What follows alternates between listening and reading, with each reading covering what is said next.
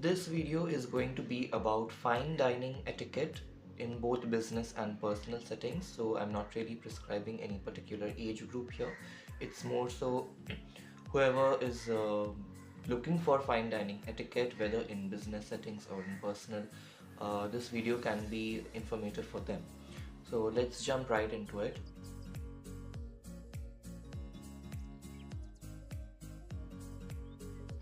The first point that I want to make here would be you have to, and this applies in both business and personal settings, so you have to reserve in advance, and especially if it's a restaurant which is very busy, always crowded with a lot of customers, then it's always recommended that you book a table, you reserve a table in advance according to how many people approximately will be attending the meeting.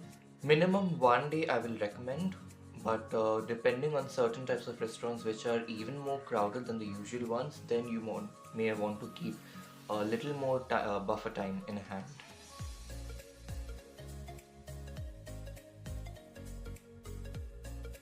The next point I want to make here is punctuality. So as a host, if you're the one who is hosting the meeting, or if you're the one who has initiated the meeting, in business settings you have to reach the venue 15 minutes prior to the agreed upon time. So for example, if the meeting is set at 7 p.m, you have to reach at 6:45 p.m. in a business setting. In a personal setting, you have to ensure that you are arriving either before the time or on time, but definitely not even a minute late. So you can reach at exactly 7 p.m. No need to keep a 15-minute buffer like in the case of a business setting, but you have to ensure that you are not late by even a minute.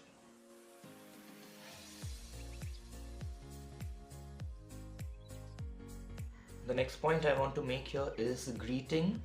This is both applicable in business and personal settings. So let us say you're the host and you have arrived at the venue prior to the guest.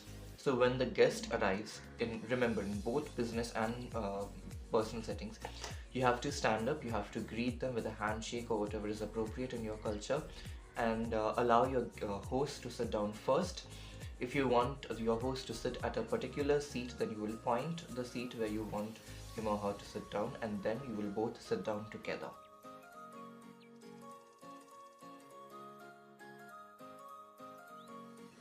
Now I also want to discuss about dress codes, what dress code is suitable for certain business meetings and personal meetings. So for business meetings, as the name suggests, you may already have figured it out and it's common sense, you have to wear a business outfit. So for men, it definitely has to be, a suit or something formal. Also, it also depends on the climatic conditions of where you are from. So you may want to wear a blazer if it's a little on the colder side. If it's quite hot and you don't think a blazer is suitable, then you may want to just wear a waistcoat, or at the bare minimum a formal plain shirt with trousers. So that is for business settings. For formal settings, I can suggest smart casuals. So smart casuals in the sense, it's not exactly formal, it's somewhere between semi-formal and informal, but it's not a very street rugged look type. So ripped jeans, a lot of leather fingerless gloves and something like that is not suitable even in a personal setting if you are going to a fine or premium restaurant for a fine dining experience. You may also want to check in with the restaurants if they have a particular dress code, because certain places, especially the premium and high-end places, they have particular dress codes that you have to follow, and in very rare cases they might even refuse you an entry if you're not abiding by the dress code. So that will become a very embarrassing situation and you definitely want to avoid that. So check in with the restaurant prior to that.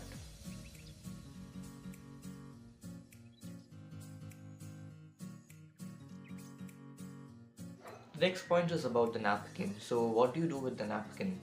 In both business and personal settings, so once you and your host are both seated, you will place the napkin on your lap immediately after sitting. You will not wait until there's something spilling, or your hands are getting stained or your mouth is getting stained, you will not wait for that moment to finally come and then you will use the napkin. Immediately after sitting down, you will place the napkin on your lap. Now let's say while eating your mouth gets a little stained, what will you do? You will not go and wipe it, making a lot of scene like that. You will just take your napkin and gently just dab it like this. Okay, you will not try to make a mess out of it, and even if it's your fingers you're getting a little stained, then your fingers should be below the table, and very discreetly you will just wipe your fingers on the inside of the napkin and place your hands back on the table.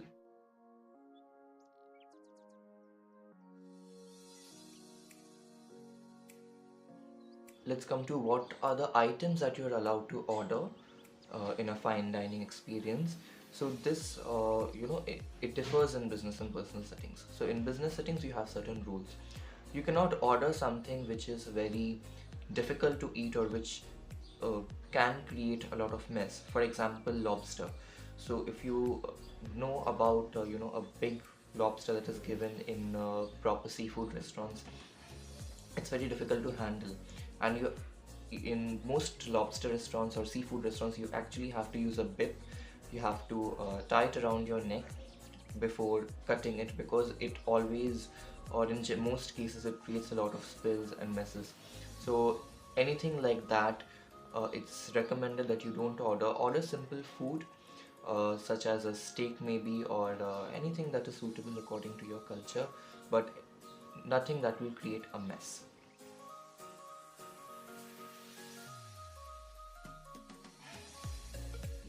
If you are the host, you will try not to order the least expensive thing or the most expensive thing, but rather something in between. This is called balancing or maintaining a mediocrity in the bill.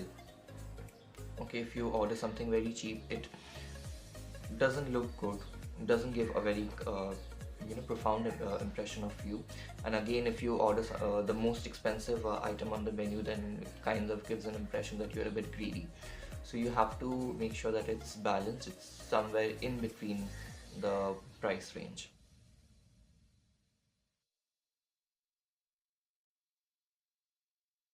When it comes to beverage selection, if you are a guest, you will never order any alcoholic beverage unless it's initiated by the host himself or herself.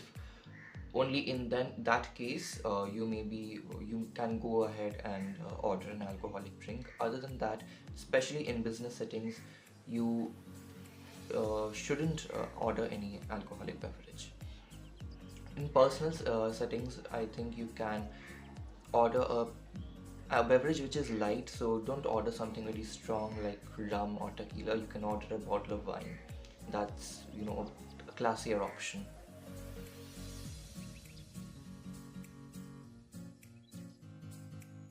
So in high-end restaurants or premium restaurants, if you're going for a fine dining experience, you will have an array of utensils on your table. So the rule is generally, when you're ordering throughout the different courses of your meal, you start from the outside and work your way towards the inside when it comes to utensil. So your salad fork will be placed on the outermost layer or level. So naturally the first thing you most probably will be ordering is a sort of salad. So you will use your salad fork and knife, and then you will order your soup, then you'll have your soup spoon, and so on, until you make your way to the main course fork and knife or spoon, and then at last your dessert fork and knife.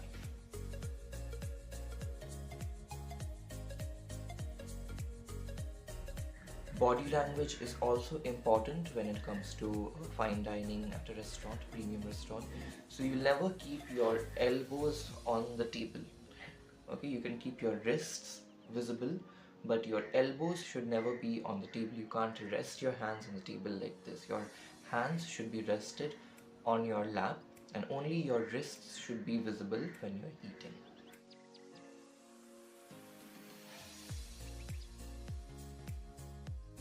When you are cutting something, whether it's a fish or a steak, you have to make sure that the size of the piece that you're cutting has to be a bite-sized piece, so you can put it entirely in your mouth and you chew it without making any sound. Don't cut a big chunk of the food that you have to continuously chew, and it will make a sound. It doesn't give a good impression.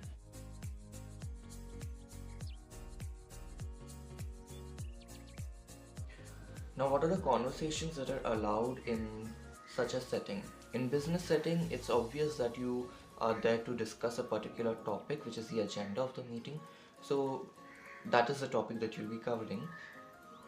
But in personal settings, especially if you are here to meet someone in order to get to know him or her better, you will start the conversation on lighter topics and then gradually make it slightly deeper, but not overtly personal, and definitely stay, um, you know, ignore topics like religion, politics, or anything controversial.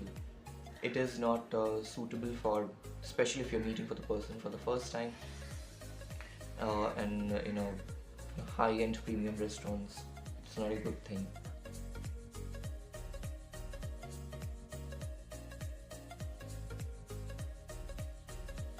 Cutlery position is also important, especially in premium restaurants.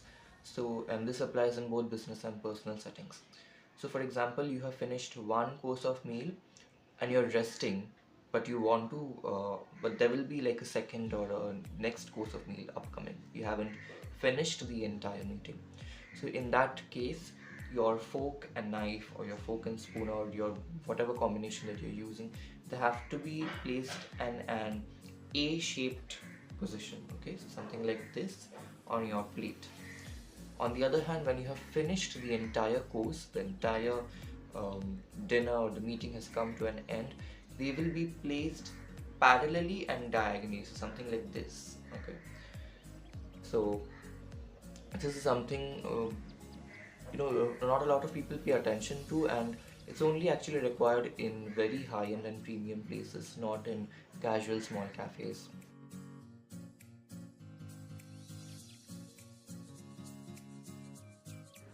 In business settings, it's always the host or the person who has initiated the meeting. That person always pays the bill, and you have to make sure that it is arranged discreetly. So you have to get up from the table and you discreetly make your payment, and then you return so that the guests are not disturbed or even alerted about the payment when it's done. In personal settings also, it's recommended that if you initiated the meeting, then it's your duty to make the payment.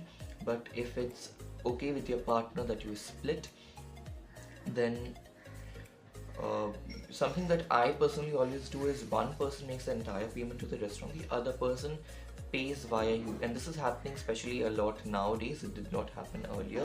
You can pay your share of the bill via UPI or cash to the other person.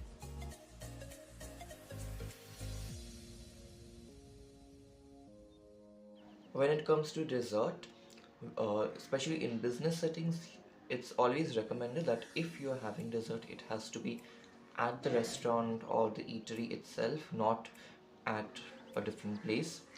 In personal settings, on the other hand, you may want to have the dessert in the restaurant itself, or you can, meet at a different dessert place and have your dessert there. It's kind of optional, and it's also recommended, especially if you are out on a date to meet someone. It helps in lengthening the duration of your time spent together.